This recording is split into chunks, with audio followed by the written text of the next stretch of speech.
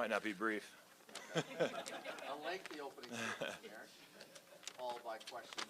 Just a reminder, we have a mic to be passed around to ask your questions.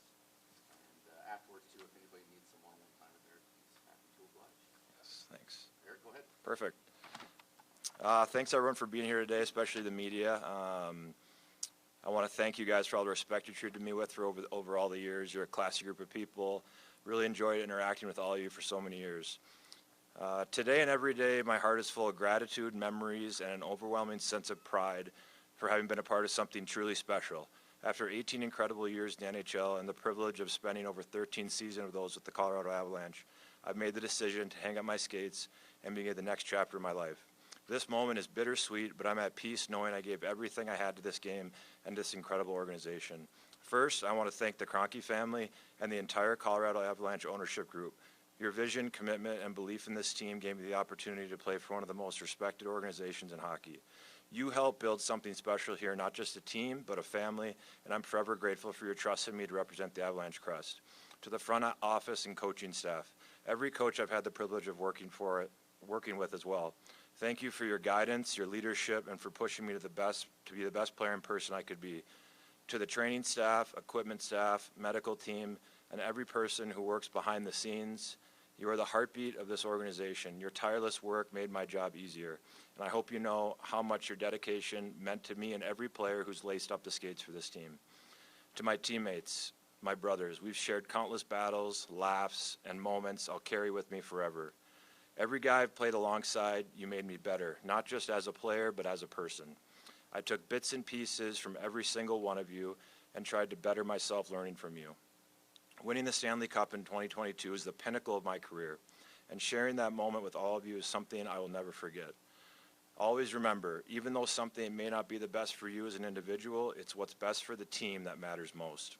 Thank you for the memories, the camaraderie, and for always having my back.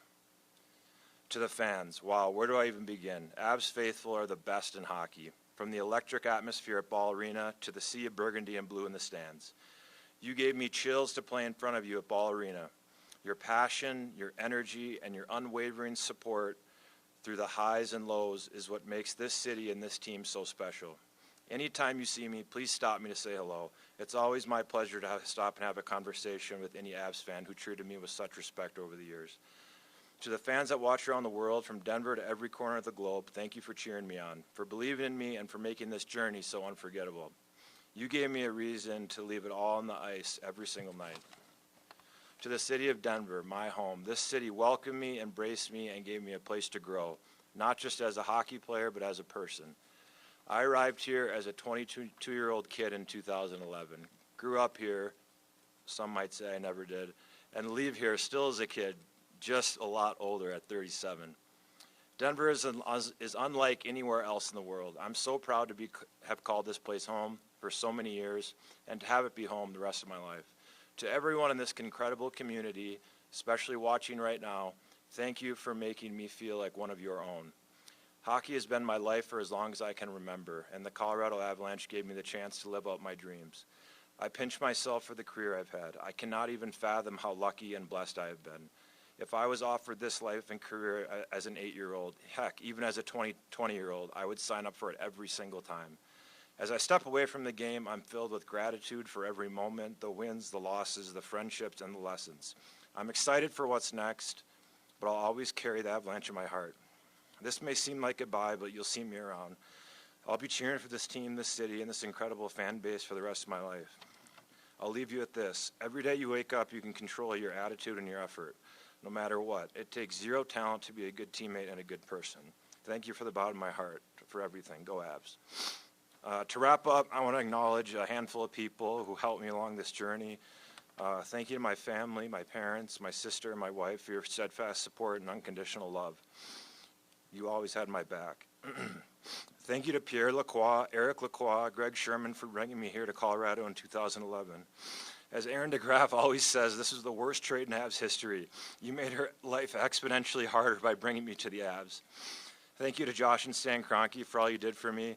Thank you to Joe Sakic, Patrick Watt, Jared Bednar, Nolan Pratt, Brett Heimlich, and Chris McFarland for all your guidance during my career.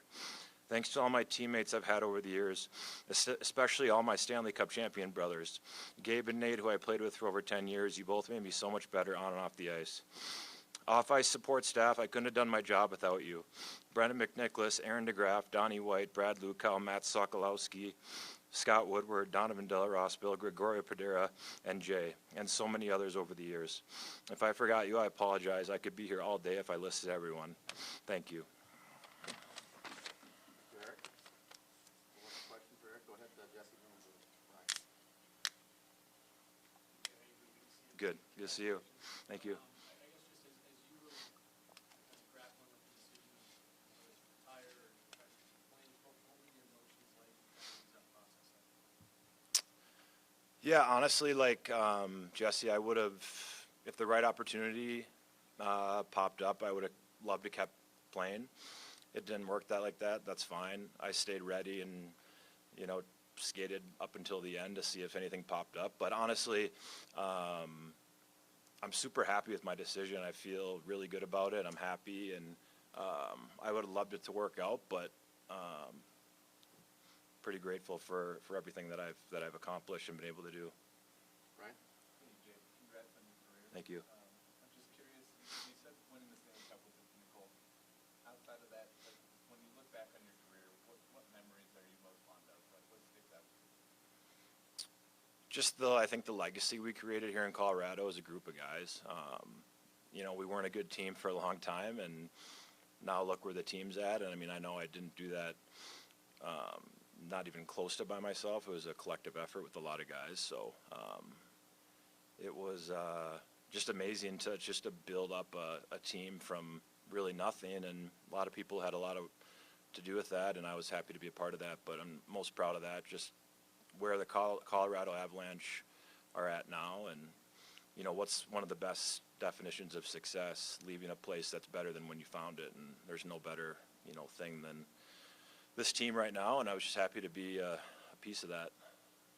Terry Fred? It sounds as if you're sticking around. Can you confirm that, and what went into that decision? And also, what are you going to do? Yeah, I'm going to live here. We've lived here in the off season for a long time, been here almost 15 years, so we love living here. We'll always live here.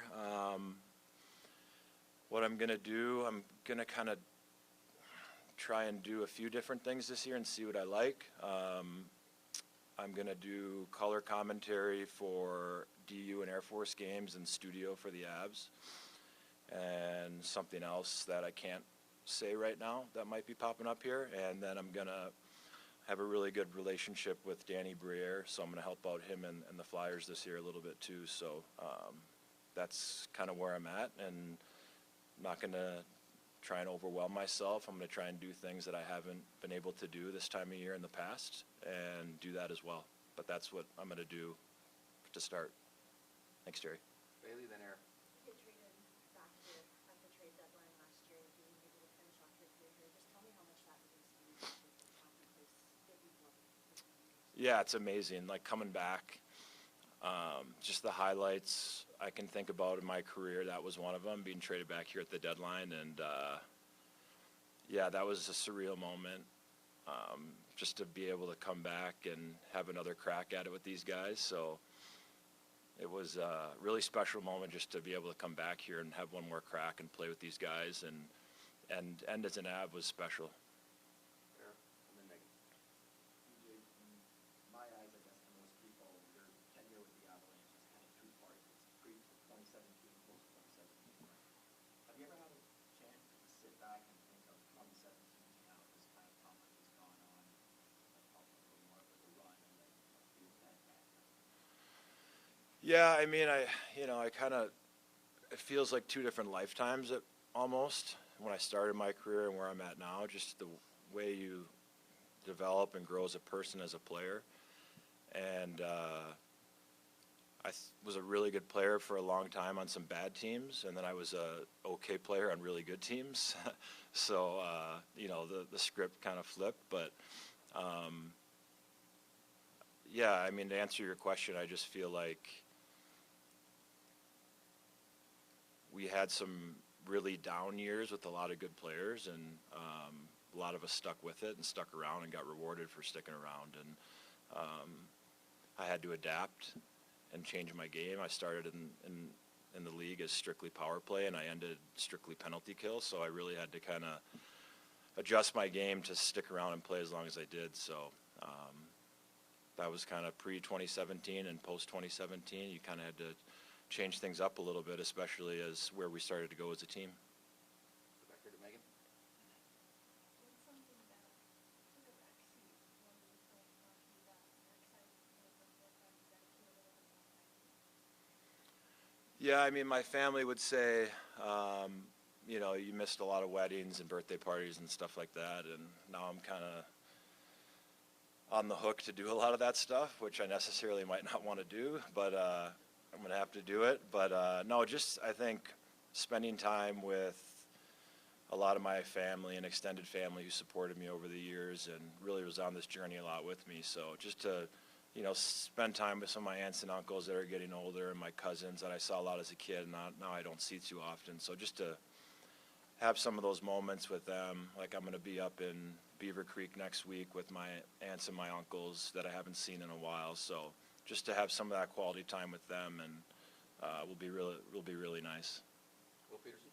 Erik, obviously you had a lot of huge moments, but I think a lot of us think of Game 6 in St. Louis, where you take the puck up the ice and eventually it gets over to Helm and you guys win that series, get out of the second round. What do you make of that assist? Was it the biggest assist of your career, and was that kind of the biggest moment for the Avs on the way to the Cup to get over that second round hump? Yeah, I mean, I still get chills when I watch that goal of Helmer putting that in the back of the net. That was kind of, I think, a mental block that just got everybody over the hump, not only the fans, but I think the players as well. We kind of were in that mindset that, you know, the Avs couldn't get by the second round, which, you know, right or wrong, kind of stuck with us. So to be able to do that after blowing Game 5 at home, that was a big moment for our team. And yeah, I don't know. I remember looking up at the clock and seeing, you know, 6 seconds left, whatever it was, maybe it was 10, and trying to get momentum to get up the ice. And I remember Cale told me he had no idea how much time was on the clock, but he could tell I wanted the puck, and I just tried to take it up the ice and make a play, and OC dished it across, and Helmer has probably one of the most famous goals in Avs history. So pretty special moment to be a part of.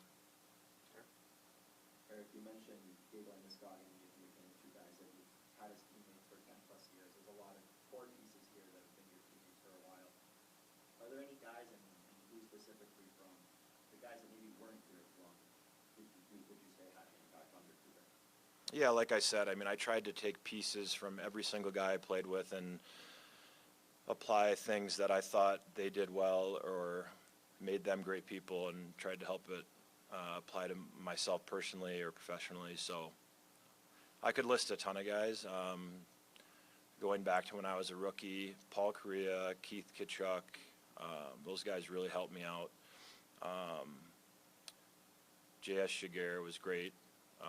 And then a lot of guys I played with just within the last 5 to 6 years, Logan O'Connor, Josh Manson, Taser, Cale. I could go down the list of guys that really have impacted me as a player and a person. So I'm sure I'm forgetting guys, but there's many more. Those are guys that kind of just come to mind recently. Sam Girard, tons of guys, lots of great people I've had the privilege of coming across. Do a few more, then we'll break for one-on-ones. Go ahead, Jesse. Did you talk to your teammates, whether it be teammates you had for 10 years or the Flyers for just part of the season? Everyone just loved having you around. Go back to some of the Flyers. What was the approach that you tried to take every day coming to the rink that just seemed to be so infectious that all your teammates just loved? Yeah, I mean, I think a lot of it had to do with me just figuring out who I was as a player and a person and being comfortable with that. I think early in my career, I had a lot of pressure of where I was picked and what I was, you know, supposed to live up to. And I don't think I was probably the best teammate early on. I think over time I got better. And I think a lot of that was just being comfortable with who you are and just growing into, I mean, you know, you're a kid at 18, 19, 20, 21, 22. That's not really who you it takes a while to develop that. And I think over time, I just tried to adopt that attitude, and that you snap your fingers and your career is over, and it's so short in the big picture of your life that I just figured that why not come to the rink every day like it's the best day ever, and I hope that rubbed off on people over time. Finish with Terry Fry. You knew I was gonna ask about this. Is horse racing in the picture at all? It's a hobby, something I'll have fun with. Nothing that I take as something that I'll do as a job or something, but something I like to have fun with. And luckily I have a lot of interests that I can stay busy with.